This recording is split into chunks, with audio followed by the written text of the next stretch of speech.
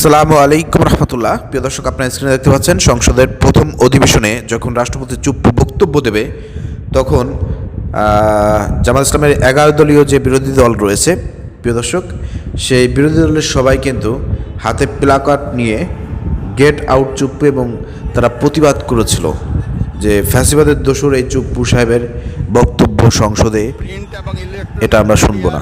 প্রিয় দর্শক, সবাই প্রতিবাদ করলেও আপনারা দেখতে পাচ্ছেন প্রিয় দর্শক, সেখানে চরমোনাইয়ের একজন এমপি তিনি বসে আছেন বিএমপির ইসে গিয়ে, দেখতে পাচ্ছেন আপনারা। এই চরমোনাই সব দিনই জামাতের বিরোধিতা করেছে, সংসদের বাইরে করেছে, আজকে সংসদে ঢুকেছে, একজন ঢুকেছে সংসদে ঢুকেও সেখানে জামাতের বিরোধিতা শুরু করেছে। এখন অনেকে বলবেন যে ভাই জামাতের বিরোধিতা কিভাবে করলো? আরে ভাই, এই যে চুপ্পু সাহেব যে বক্তব্য দেবে এই বিষয়ে কিন্তু আগে থেকেই বলা বলি হচ্ছিল যে সংসদে রাষ্ট্রপতি চুপ্পু সাহেবের বক্তব্য এটা শোনা যাবে না। এ বিষয়ে সবাই সজাগ দৃষ্টি রেখেছে, সবাই প্রতিবাদ করবে এরকমের চিন্তাভাবনা নিয়েই কিন্তু সংসদে এসেছে।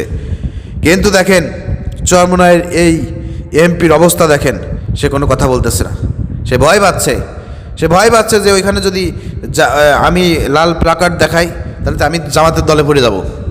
এই যে জামাতের ট্যাগ পড়ে যাবে, জামাতের দলে পড়ে যাবে, 11 দলীয় জোটের মধ্যে পড়ে যাবে বলে নীতি নৈতিকতা বিসর্জন দিয়ে সে ওইটাকে সমর্থন দিল। একটু কল্পনা করে দেখেন, এটাই হচ্ছে চরমোনাইয়ের আসল রূপ। তারা কেন জামাত থেকে বের হয়ে গিয়েছে প্রিয় দর্শক? একটাই কারণ, যে জামাত জোটে থেকে নির্বাচন করলে পারে তাদের উপর একটা ট্যাগ পড়ে যাবে যে তারা জামাতের সঙ্গে জোট করেছে, এবং তারা ভয়ে আশঙ্কায় ছিল বিএনপি ক্ষমতা আসতে পারে, জামাতের উপরে যে নির্যাতন নেমে আসবে সেই নির্যাতন তাদের উপরে নেমে আসবে। এইসব ভয়ের কারণে প্রিয় দর্শক তারা জোট থেকে বের হয়ে গিয়েছিল। আপনি জোট বলেন আর ওই বলেন সমঝোতা বলেন, যাই বলেন না কেন, জোট, ঠিক আছে? বের হয়ে যাওয়ার মূল কারণ এটাই।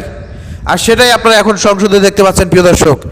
একটা কমন বিষয় যেখানে বিরোধী দল সবাই ঐক্যবদ্ধভাবে এখানে প্রতিবাদ করলো, সেখানে চরমোনাই ওই ব্যক্তিটা এমপি সাহেব বসে আছে এখানে,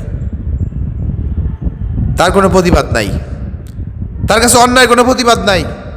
কারণ সে যদি প্রতিবাদ করে আর এটা যদি নৈতিক দায়িত্বও হয়ে থাকে তার, তাহলে জামাতের পক্ষে চলে যাবে, জামাতের সাথে মিলে যাচ্ছে, এই কারণে তিনি প্রতিবাদ করতেছেন না, তিনি এটাকে সমর্থন দিলেন। এই হচ্ছে চরমোনাই, সবসময় জামাতের বিপক্ষে।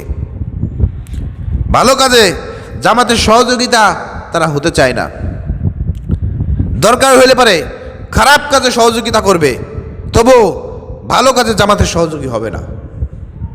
এই হচ্ছে বাটপার চরমোনাই, ভণ্ড চরমোনাই।